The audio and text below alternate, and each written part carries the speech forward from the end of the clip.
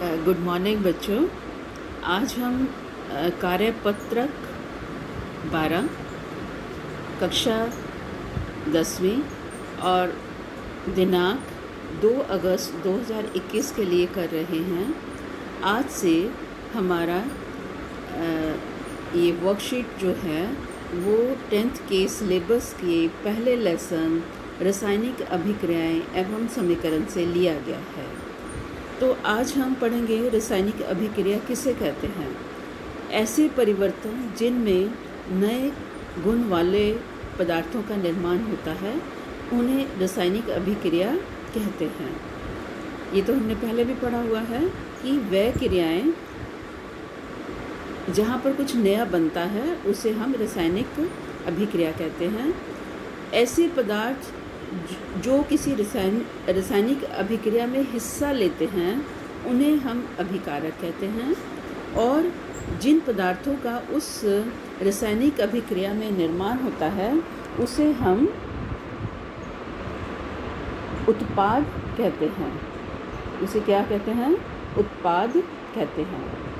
तो हमने आज 3 टर्म्स करी। रासायनिक अभिक्रिया किसे कहते हैं, अभिकारक किसे कहते हैं और उत्पाद किसे कहते हैं। मान लीजिए ये रासायनिक अभिक्रिया है तो ये आपके क्या हो गए, अभिकारक, और ये आपके हो गए उत्पाद। ठीक है, और ये पूरी क्या हो गई, एक रासायनिक अभिक्रिया हो गई है।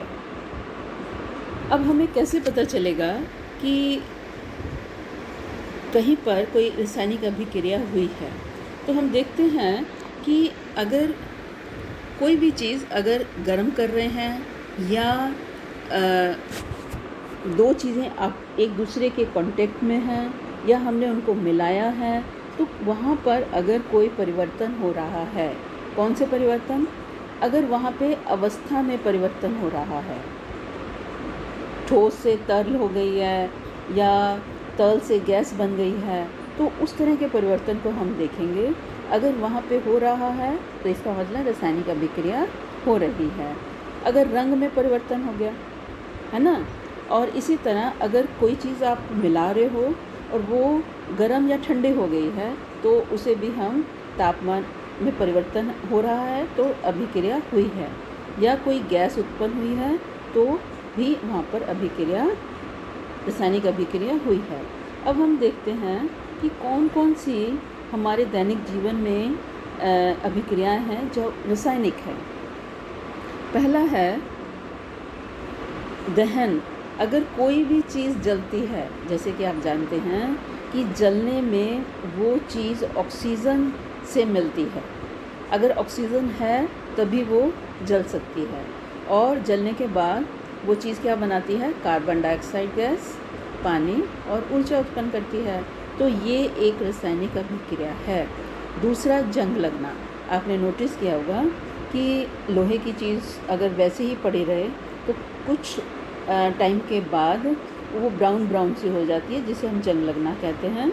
इसमें क्या होता है कि जो लोहा है, हवा में जो मॉइस्चर होता है, वाष्प होते हैं पानी के, उनसे अभिक्रिया करके ये अपना ऑक्साइड बनाता है, जिसे हम ये ब्राउन रंग की जंग के रूप में देखते हैं।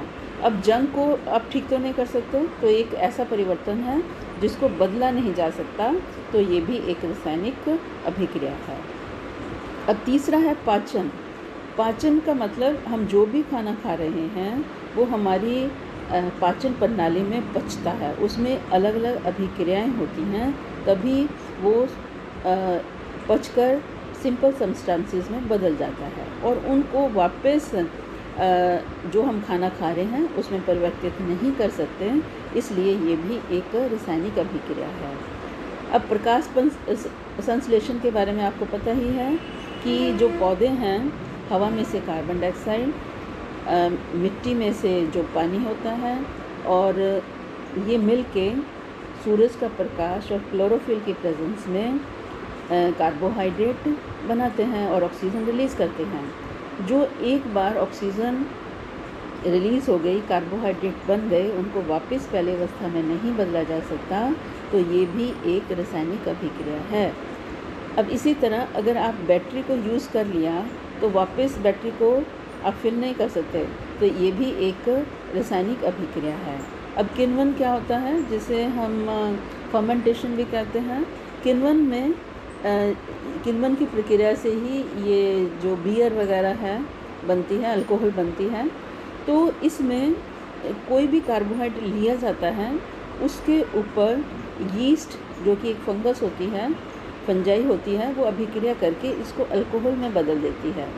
तो एक बार जो अल्कोहल बन गया उसको वापस पहली अवस्था में नहीं लाया जा सकता, तो ये भी एक रासायनिक अभिक्रिया है। उसके बाद है धुलाई। ठीक है, तो धुलाई में जो आपने साबुन लगाया उसने मैल के साथ अभिक्रिया की, तो जो सफाई भी हो गई और उसको वापस पहली अवस्था में नहीं ला सकते, तो ये भी एक रासायनिक अभिक्रिया है। बेकिंग में क्या होता है कि आप कई चीज़ों को मिक्स करके गर्म करते हैं तो वो फूल जाते हैं या सिक जाते हैं, तो वापस उसको पहली अवस्था में नहीं ला सकते, तो ये भी एक आपकी रासायनिक अभिक्रिया है। अब इसके बाद कि रासायनिक परिवर्तन को हम प्रदर्शित कैसे करेंगे। प्रदर्शित करने के लिए मान लो हमारे पास एक रिबन होता है मैग्नीशियम का, राइट। जैसे आप पटाखे चलाते हो ना, वो छोटी सी एक तार होती है जो जिसको जलाओ तो सिल्वर कलर की धुआं और लाइट निकलती है। तो इसी तरह का कुछ हमारी लैब में मैग्नीशियम रिबन होता है, उसको हम जलाते हैं तो वो ऑक्सीजन से कंबाइन करके मैग्नीशियम ऑक्साइड बनाता है।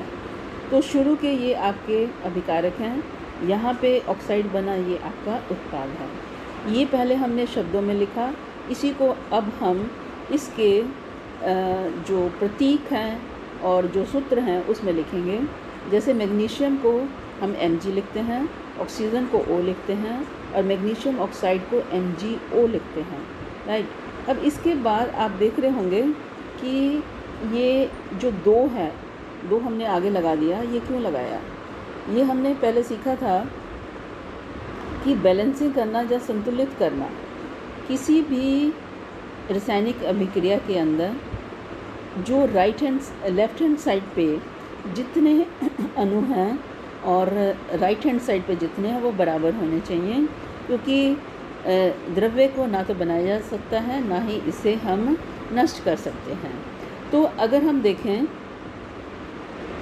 मैग्नीशियम यहाँ पर पहले हम देखते हैं ऑक्सीजन, यहाँ पे 2 है, तो यहाँ पे हमें 2 से इसे गुना करना पड़ेगा ताकि ऑक्सीजन बैलेंस हो जाए।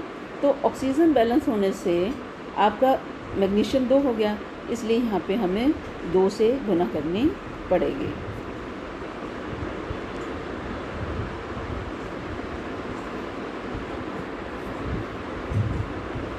अब रासायनिक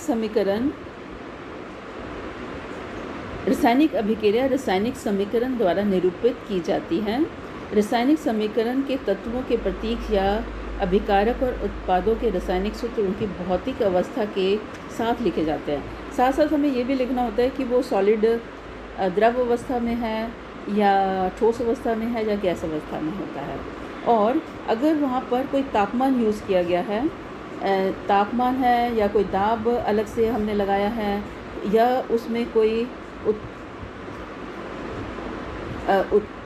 उत्प्रेरक है, तो वो हमें इस एरो के ऊपर यहाँ पे लिखना होता है, ठीक है। लेकिन इस जो हम मैग्नीशियम की हमने लिखी है इसमें कुछ ऐसा यूज़ नहीं हुआ, तो हमने नहीं लिखा है।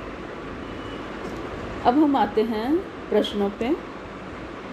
हम कैसे कह सकते हैं कि किसी परिवर्तन में रासायनिक अभिक्रिया हुई है या नहीं। इसका उत्तर आप यहाँ से ले लेंगे, ठीक है, कि अगर अवस्था में परिवर्तन है, रंग में परिवर्तन है, तापमान में परिवर्तन है या गैस में परिवर्तन है, तो वहाँ पर रासायनिक अभिक्रिया हुई है। सेकंड है, निम्नलिखित क्रियाओं में से रासायनिक परिवर्तन को छांट कर लिखिए। प्रकाश का संश्लेषण क्या है, रासायनिक। पानी का उबलना नहीं है। कागज़ का फाड़ना नहीं है। दूध से दही बनना है। तो ये आपके 2 आपके रासायनिक हैं, 2 आपके भौतिक हैं। अब उसी के बाद हम आते हैं कि आपको दी गई रासायनिक अभिक्रिया में अभिकारक और उत्पाद लिखने हैं। It's very easy. ये आप कर सकते हैं कि जो लेफ़्ट हैंड साइड पे हैं या रासायनिक समीकरण के शुरू में लिखे हुए हैं एरो से पहले, वो आपके अभिकारक हैं और ये आपके उत्पाद हैं। ठीक है, तो इसी तरह ये अभिकारक। तो इस तरह आप दोनों का आंसर लिख सकते हैं। उसके बाद तीसरा प्रश्न है, चौथा प्रश्न है, उदाहरण दीजिए रासायनिक अभिक्रिया जिसमें गैस उत्सर्जित होती है। इसमें बहुत सारी अभिक्रिया हैं, आपके मन में जो भी आए वो आप लिख सकते हैं, अपने दैनिक जीवन में से भी लिख सकते हैं। जैसे आपने देखा होगा कि जो आपके किचन के अंदर सोडा होता है, उसके ऊपर थोड़ा सा अगर हम सिरका डालें तो उसके अंदर गैस उत्पन्न होती है। तो ये भी एक रासायनिक अभिक्रिया है। ठीक है, उसके बाद सेकंड है रासायनिक अभिक्रिया जिसमें किसी पदार्थ के रंग में परिवर्तन होता है। ये आप देखेंगे कि जब आप साबुन से किसी हल्दी के जो दाग लगा होता है उस पर साबुन लगाते हैं तो उसका पीला रंग लाल हो जाता है। तो इसमें आप रंग का परिवर्तन दिखा सकते हैं। मीन्स हल्दी के दाग का, हल्दी के दाग के रंग में परिवर्तन, रंग में परिवर्तन। उसके बाद तीसरा है रासायनिक अभिक्रिया जिसमें तापमान में परिवर्तन होता है। आप बहुत सारी एग्जांपल्स हैं, लेकिन एक मैं आपको बताती हूँ कि जैसे आप ये जो दीवारों पे हम क्या करते हैं, वो सफ़ेदी करते हैं, उस सफ़ेदी को जब पानी में घोलते हैं तो वो उस बर्तन को अगर आप टच करेंगे तो वहाँ पे तापमान का परिवर्तन हो रहा होता है। तो ये भी एक एग्ज़ाम्पल है जिसमें आप तापमान के परिवर्तन में लिख सकते हैं। उसके बाद नेक्स्ट है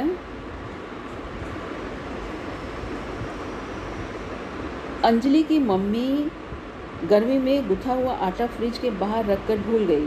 सुबह देखने में आटे में कुछ परिवर्तन दिखाई दिया। यह परिवर्तन भौतिक है या रासायनिक?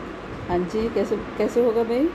भी आटा अगर एक बार उसमें किण्वन हो गया, फर्मेंट हो गया, क्या उसको ठीक कर सकते हो? नहीं। तो ये क्या है? एक रासायनिक परिवर्तन है जिसके अंदर क्योंकि गर्मी थी, बाहर रह गया था और कुछ उसके अंदर माइक्रोब्स में सूक्ष्म जीव उसमें ग्रो करने लगे और आटे को उन्होंने फर्मेंट या किण्वन कर दिया। इसी के साथ आज की वर्कशीट ख़त्म होती है। आशा करती हूँ आपको समझ आई होगी और इन प्रश्नों को आप अपनी कॉपी के अंदर लिखेंगे और जहन में भी रखेंगे। Thank you so much.